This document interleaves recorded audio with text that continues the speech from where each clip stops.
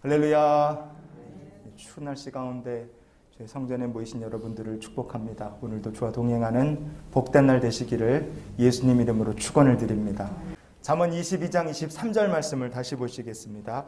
대저 여호와께서 신원하여 주시고 또 그를 노력하는 자의 생명을 빼앗으시리라. 아멘. 오늘 본문은 하나님께서 탈취와 압제를 당하는 자들을 신원하여 주신다는 22절 말씀의 연장선상에서 우리가 이해하면 좋습니다. 우리가 먼저 볼 것은 신원하신다는 말씀이죠. 이 신원하신다 이렇게 번역이 된 히브리어 본문이 야리브라는 말입니다. 이 말은요, 분쟁이나 갈등이 이렇게 벌어졌을 때 스트라이브, 싸운다, 분투를 한다 이런 뜻도 있고요. 컨덕트, 지휘를 한다, 인도를 한다 이런 뜻을 가지고 있습니다. 그러니까 하나님께서 신원하여 주신다는 것은 무슨 말이냐? 성도가 고난이나 어려움을 겪게 됐을 때 하나님께서 그를 위하여 대신 싸우시고 그의 인생을 인도하여 주신다는 뜻입니다. 그러면 어떤 사람을 하나님께서 신원하여 주시느냐? 그냥 탈취를 당하고 압제를 당하니까 하나님께서 그를 도우시는가? 그렇지 않습니다. 하나님께서 분쟁이나 갈등, 고난 가운데서 신원하여 주시는 사람, 대신 싸우시고 그의 걸음을 인도해 주시는 사람들은 어떤 사람들이냐? 바로 하나님 편에 서 있는 사람들입니다. 사사기 6장 3절과 4절을 같이 찾아보시겠습니다.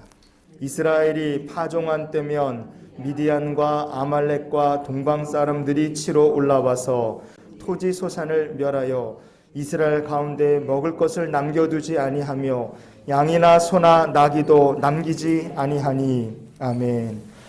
미디안 사람들 그리고 아말렉 사람들이 7년 동안이나 이스라엘 백성들을 계속해서 탈취하고 압제했습니다. 하지만 하나님께서 이스라엘 백성들을 돕지 않으셨어요. 이유가 있습니다. 사사기 6장 1절을 계속 보시겠습니다. 이스라엘 자손이 또 여호와의 목전에 악을 행하였으므로 여호와께서 7년 동안 그들을 미디안의 손에 넘겨주시니. 아멘. 여호와의 목전에서 악을 행했다. 바로 이것이 그렇게 주의 백성들이 탈취를 당하고 압제를 당하는데도 신원하여 주지 않으신 이유였습니다. 성도 여러분, 하나님께서 신원하여 주시는 사람은 아주 간단합니다. 하나님 편에 서 있는 백성들입니다. 우리들이 언제나 하나님 편에 서 있기를 원합니다. 언제 하나님께서 이스라엘 백성들을 미디안과 아말렉의 손에서 신원하여 주셨습니까? 기드온처럼, 기드온의 300용사처럼 하나님 편에 서기를 소망하는 사람들이 나타날 때 하나님께서 그들을 신원하여 주셨어요. 그러면 어떤 사람들이 하나님 편에 서는 사람들인가? 누가 하나님 편에 서는 사람들인가? 이거예요. 첫째로 도우시는 하나님을 의지하여서요 하나님 편에 서는 사람들인 줄 믿습니다. 이사야서 50장 7절과 8절을 읽어보시겠습니다. 주 여호와께서 나를 도우심으로 내가 부끄러워하지 아니하고 내 얼굴을 부싯돌같이 굳게 하였으므로 내가 수치를 당하지 아니할 줄 아노라. 나를 의롭다 하시는 이가 가까이 계시니 나와 다툴 자가 누구냐? 나와 함께 설지어다. 아멘.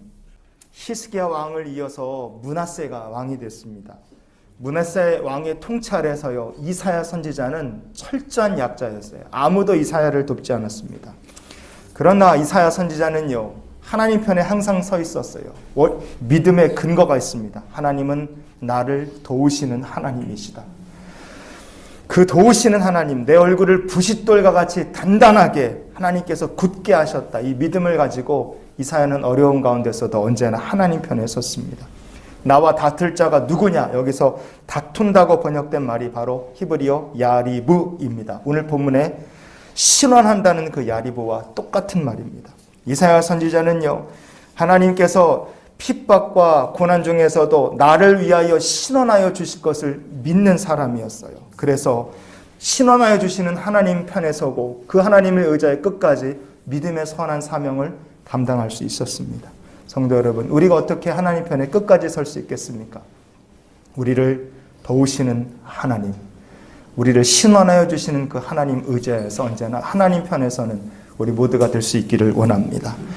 어떤 사람들이 하나님 편에 서는 사람들인가? 또 하나는 바로 회개하여 하나님 편에 서는 사람들입니다.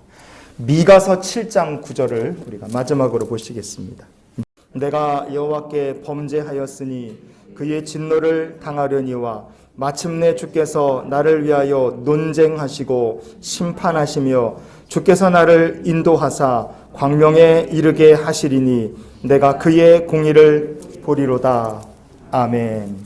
미가 선지자는요, 하나님 앞에 이스라엘 백성들의 죄를 대표해서 회개를 합니다. 우리가 범죄함으로 하나님의 진노를 당하는 게 마땅합니다. 죄를 자백한 거예요. 그러나 미가 선지자는 이런 믿음을 가지고 있었습니다. 우리가 회개하여 죄를 자복할 때 하나님께서 이스라엘을 위하여 논쟁을 하실 것이고 마지막에 인도하셔서 광명에 이르게 하실 것이다. 이렇게 말합니다. 여기서 논쟁과 인도라는 그 말이 바로 야리브라는 말입니다. 오늘 본문에 신원한다는 그 말씀과 같은 말이에요. 회개를 한다는 것은 무엇인가? 우리가 하나님의 심판대 앞에 자원하여 서는 겁니다. 심판대 앞에 섰으니까 유죄와 무죄를 따지는 논쟁이 있어야 되겠죠. 왜냐하면 범인이 자수한 것과 마찬가지이기 때문에 그렇습니다. 자수했다 할지라도 죄값은 치러야 돼요. 그러나 회개한 사람은 결국 하나님께서 어디로 인도하시느냐? 광명으로 인도하십니다. 공의로 이끌어 주시는 거예요. 왜냐? 회개란 하나님 편에 우리가 다시 서는 것이기 때문에 그렇습니다. 다윗이 범죄했을 때 하나님과 등졌죠. 그러나 회개함으로 그가 하나님 앞에 다시 서게 됐습니다. 회개란 하나님 편에 우리가 다시 서는 거예요. 여러분, 우리가 이 시대를 살면서 하나님 편에 주께 더 가까이 가기를 원한다면 늘 회개하여 주님 편에 다시 서고 항상 다시 서는 우리 모두가 될 수 있기를 원합니다. 그래서 이런 기도로 우리가 오늘 하루의 삶을 살았으면 좋겠어요. 하나님, 오늘도 하나님 편에 서게 하여 주시옵소서. 끝까지 하나님을 대적하는 길은 망하는 길입니다. 그러나 하나님 편에 서면 하나님께서 신원하여 주십니다. 돌보아 주시고 광명의 길로 인도하여 주십니다. 그러니 오늘도 우리가 모두 하나님 편에 서고 축복의 길을 걸어 주께 더 가까이 나가는 하루가 되시기를 주의 이름으로 축원을 드립니다.